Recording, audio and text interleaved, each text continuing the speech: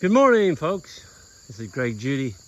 I'm with my wife Jan, and we're going to be exposing the cows for the first time on our new piece of ground.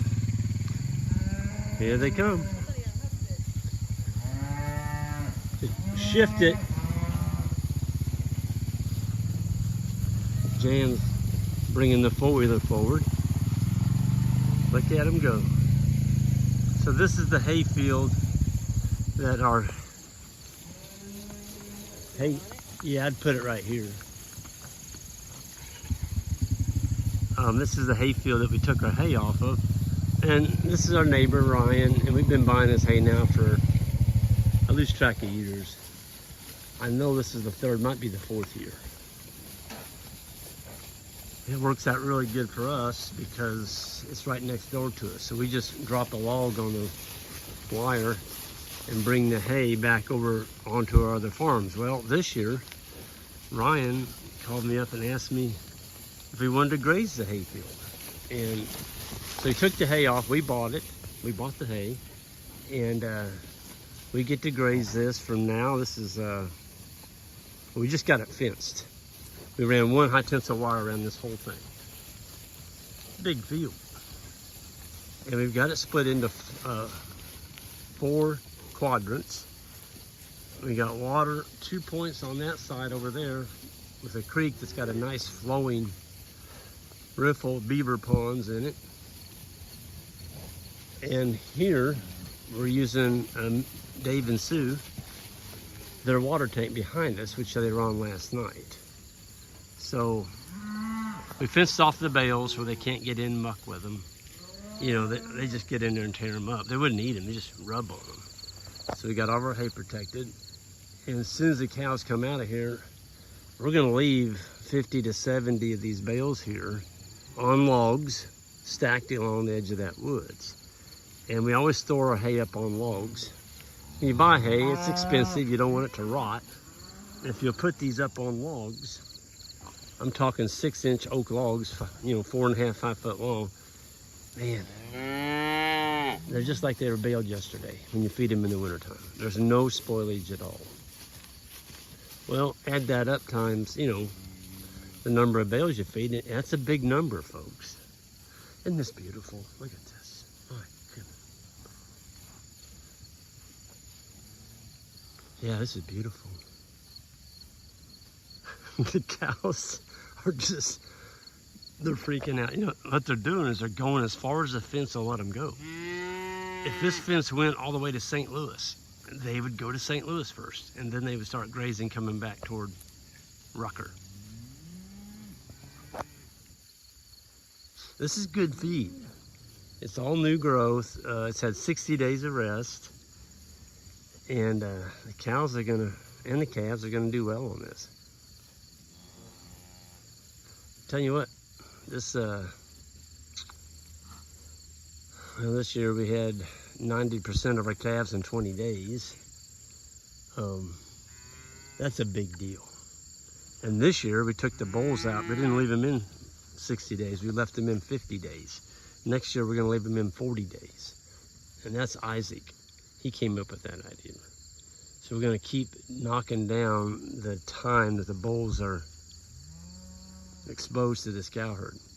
So only the ones that have the earliest maturing cycle, the soonest, those are the ones that'll be the future of the cow herd. Man, that's a pretty sight. Just so green. Didn't hurt that we got 3/4 of an inch on Saturday, and today is Tuesday. And that 3/4 of an inch was unforecasted. There was no rain anywhere, zilch in the forecast. Next 10 days were 0 rain. And all of a sudden I heard rumbling in the background. I looked at my phone and voila, there it was. A big old white. The radar showed this white stuff coming. White is the extreme. It came down hard, but then it just kind of pitter-pattered for the next 4 hours. So we caught it. The cows, they don't know how to act. This is the first time they've ever been in here.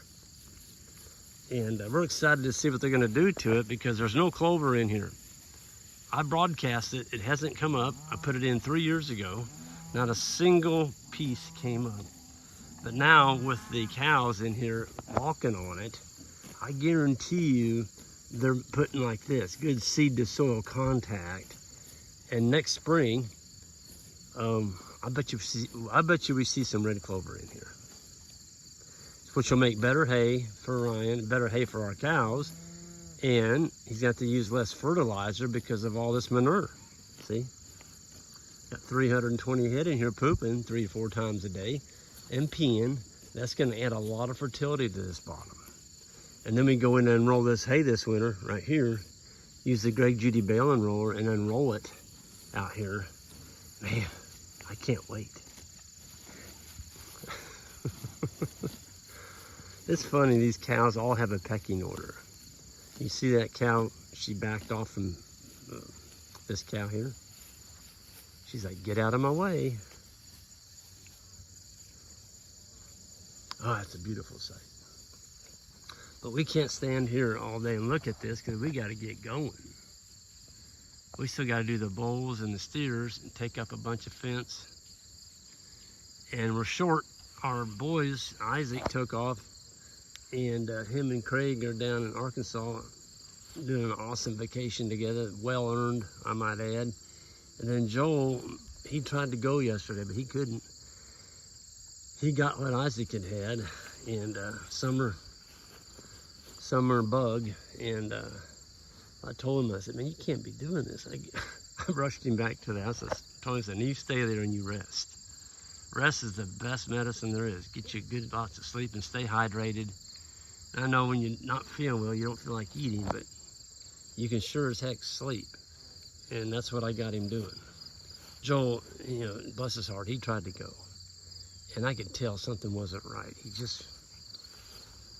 We got done with this group yesterday morning, and I said, you know, we started to go to the other place, and you can just tell. I said, you gotta get you back to the house.